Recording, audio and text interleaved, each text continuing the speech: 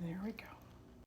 All right, this is CJ, the Bagel Nerd's recipe. So it really is basic ingredients. You put in your warm water, this is barley malt syrup. I actually put an extra gram of this, so this way I didn't have to completely, it was hard to get all this out when I tried this the other day. But like this, there we go. Perfect. You're gonna add in your yeast. This is instant yeast. This is not regular yeast. And in case you're wanting to know, this is what this looks like. Okay, that's your barley malt syrup. And everyone's gonna ask, I don't have that. What do I use instead? Because I had to order that. You can use molasses or honey or maple syrup. Then you're gonna add in your flour. Can you do this by hand? Yep, you can. I just didn't want to. And your salt. And then you're gonna close it up, turn it on, and bring it together. Again, you can use any type of mixer you have as long as it has a dough hook. Let's mix it together. Okay, let's mix it together.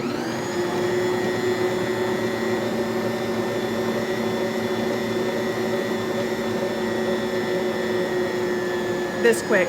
Does not take very long to come together, which is really nice. And then you're going to let this mix for about 10 minutes, and I will show you why. Okay, this is after 1 minute of mixing, and you'll see it's come together, but it's not very smooth. And when you go to stretch it, it breaks apart. So you want it to be that when you stretch it, it's nice and soft and stretchy. So again, give this a good 10 minutes in here, and then when you come back, it'll be ready to go. This is after 5 minutes here, and you can see it's getting a lot smoother and it's starting to get stretchy, but it still comes apart pretty easily. So again, that's why you need the full 10 minutes. All right, now this is right after 10 minutes. You can see you grab it and it stretches and it doesn't break, and that's what you want it to be. So we're gonna take this out. So here is our dough straight out of there. You can see it's actually really nice, really pliable, and it doesn't really stick to your hands, which is great. So the next thing we're gonna do is, it's supposed to be what, 72 degrees Fahrenheit, which is like 22 degrees Celsius, it's a little warm. So if it's warm like this, but my counter is cold, I can just knead it a little bit. And again, if it's a little bit warm, it's better warm than it is cool. The warm means that it's going to rise the way we want it to. But doing this against a cooler counter is going to actually help to cool it off. And if it's not completely cool, it's not the end of the world. Let's see what it says. It's still warm. Oh well. I'm going to cut it. Let's cut it. So it says that you can basically cut it into pieces that are about 133 grams. So I just cut it kind of into 4 and then cut each of these into 3, and then I will weigh them because I am a psycho. You will be left with about this much dough at the end, and that's going to be the dough that you use to tell you that this has been proofed long enough.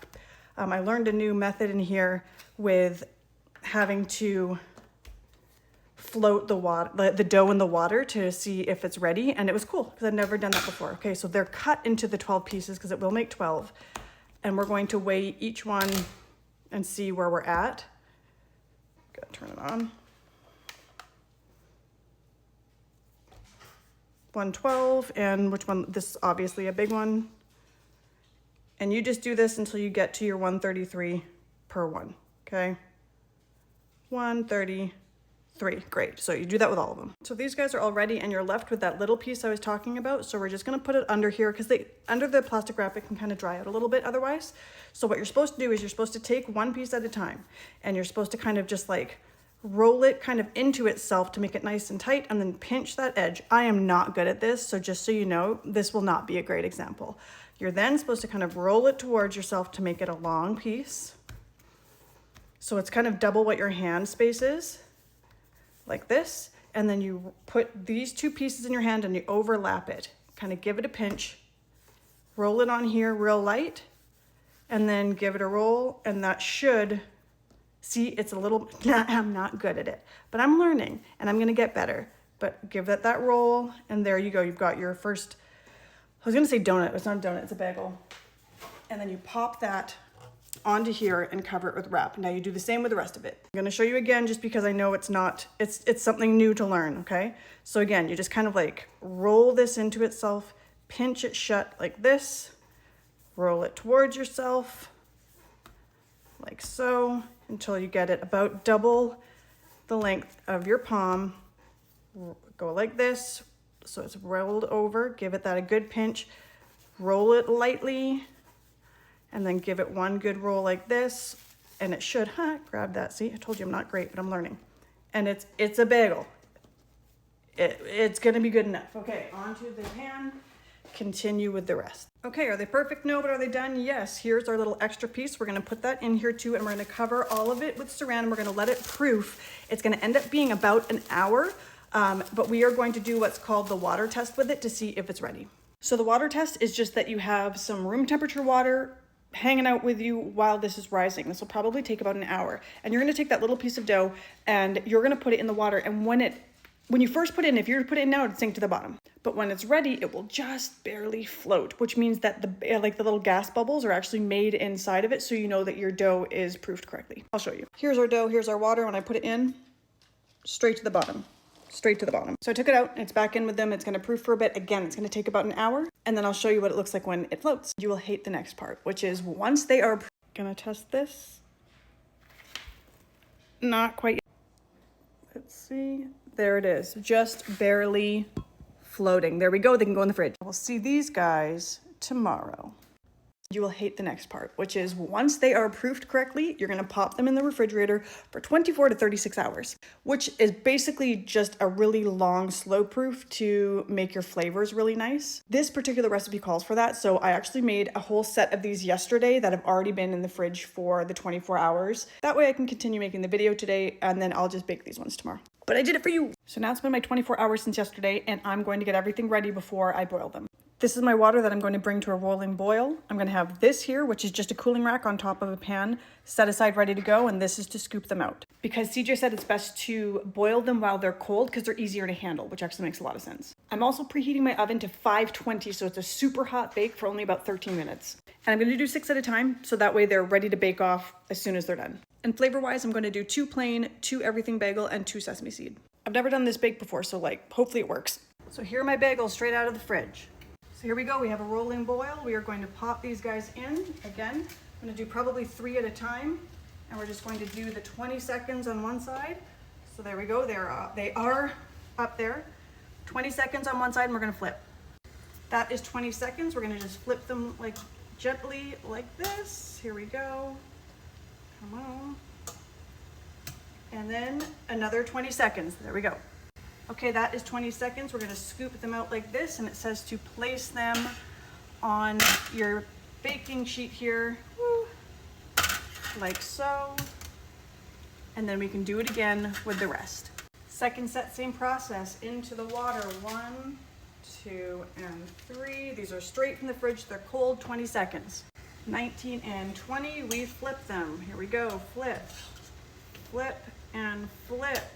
1, 2, and 20. There we go. We take them out here and pop them onto this, so that way any of that extra liquid just comes right off of it.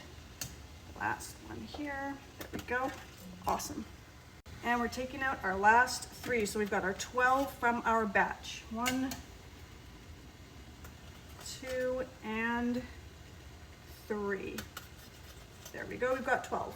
So now you should be able to take this and put it right in here and just put it on both sides, and everything should stick right to it, and you can put it straight onto your pan. We'll do an everything bagel one here like this. You don't have to put anything onto it. They say to do both sides, so that way it's nice and covered like this. We're gonna pop it on our pan, and then our 2 plain are just gonna go on like this. So this is what they look like before they go into the oven, and remember it's gonna be 520 degrees for 13 minutes. Let's put it in. In they go. One more time so you can see into here. You should just be able to pick them up, no problem. Put them in, flip them over. They can handle it like this, and then over onto your pan. Dip, dip, and on your pan. Again, into the everything bagel one. Dip, dip. You can really get in there and it can handle it. And onto your pan. There we go. Beautiful. And then our last 2. So this will be our second pan that'll go in.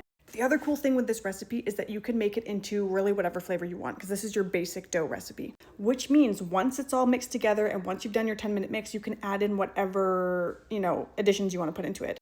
Jalapeno cheddar or, like cinnamon sugar, like whatever it is that you want to put into it, you put into it then, and then you cut it into your pieces and you shape it into your bagels. So I do want to make jalapeno cheddar at some point, because who doesn't like that? Also, this recipe does call for a high protein flour, like a bread flour. I just used all purpose. I just used what I had. So that'll work if that's what you got. Longest 13 minutes of my life. I'm excited. All right, so this is going to be straight out of the oven. You can see that's how they're looking right there. So there we go. This is a nice close look. This is right out of the oven. Super, super hot. I'm going to let them completely cool, but they look amazing. While they're cooling, here is your recipe, all right? So you can screenshot it. Again, it's always in the description as well, so it's easy to find, but there you go. You can screenshot that so you can make it yourself. Remember that this is CJ the Bagel Nerd's recipe. And in case you wanted to see the before baking and after baking, so what they look like before they go in and then when they come out.